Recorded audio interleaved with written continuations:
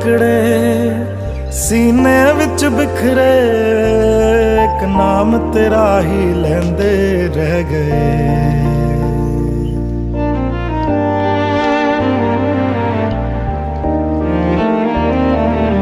मेरे दिल दे टुकड़े सीने विच बिखरे, एक नाम तेरा ही लैंदे रह गए।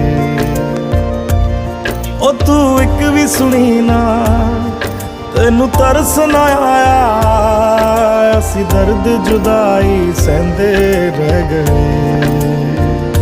हो जीना बड़ा मुश्किल होवे, दिन रात दिल रोवे, ना भी कोई सताए ना रब्बा, जिंदगी च कदे कोई आए।